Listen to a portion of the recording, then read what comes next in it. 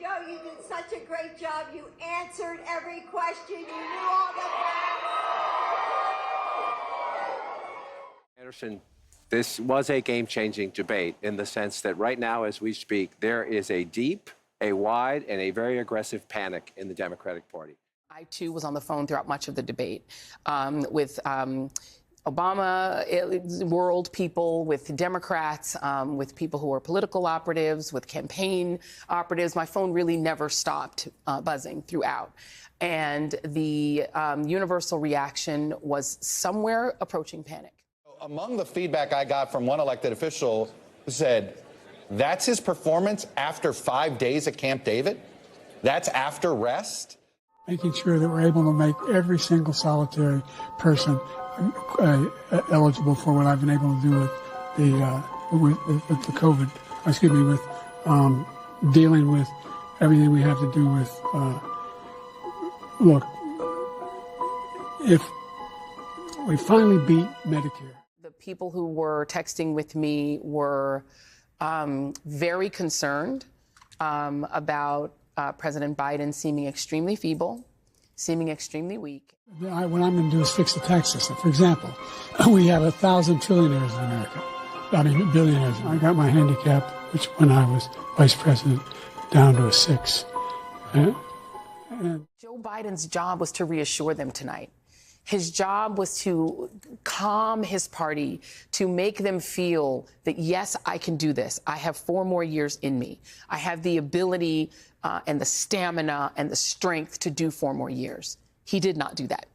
He did the opposite of that. He made them more panicked. I'm going to continue to move until we get the total ban on the total initiative relative to what we're going to do with more Border Patrol and more asylum officers. President Trump? I really don't know what he said at the end of that sentence. I don't think he knows what he said either. It was an unmitigated disaster for President Biden from the second he walked out to the closing statement. The biggest issue for Democrats is abortion, and he couldn't give an answer. He gave an answer, he couldn't even give a coherent answer on the biggest issue for Democrats tonight.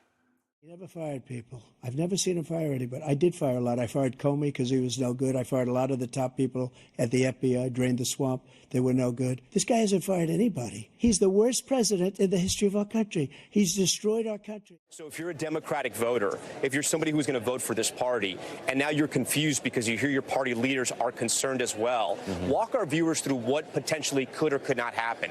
I mean, is he going to run no matter what? Is this conversation too early to have?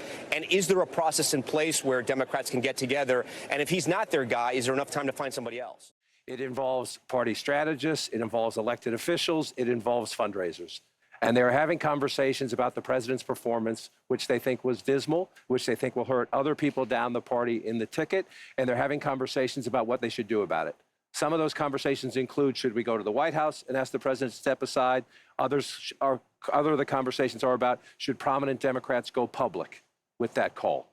Because they feel this debate was so terrible. Because I think there are 2 Democrats who, if they went public with this, I don't know if Joe Biden could stop the freight train. One would be Nancy Pelosi, and the other would be Barack Obama. And I think those are the 2 most influential Democrats right now in this process, in this party, and where this could end up going. There is nothing I would love more than for the Democrats to stick with Joe Biden as their nominee. I hope you guys run Joe, because I think he's the easiest candidate to beat. So when you say, oh, it's us that are trying to make it seem like he's old, no, if you leave the guy in, it's much easier for my guy to beat him, okay? I think what the writing on the wall is you're going to swap him out. You being the Democrat Party are going to swap him out.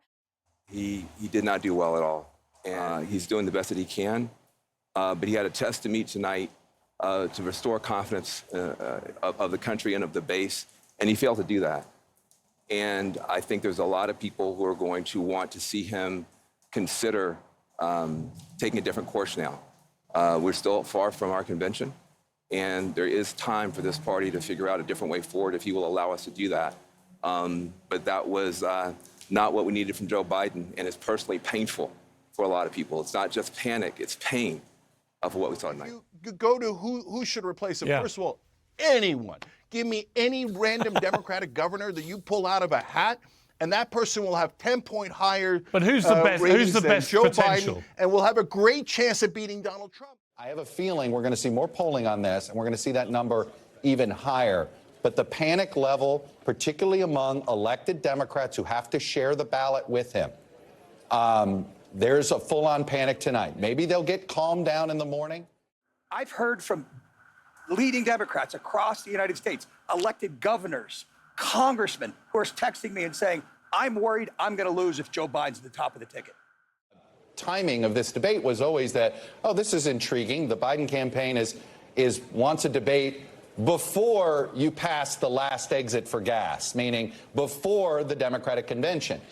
If Joe Biden decides he does not want to seek this nomination, he can release all his delegates. And then it basically becomes an open convention. And we haven't had a real open convention really since 1952. But it all begins with Joe Biden would have to agree to do this. And you don't walk away from these things. They're going to fight. I mean, you feel a little bit of the fight tonight.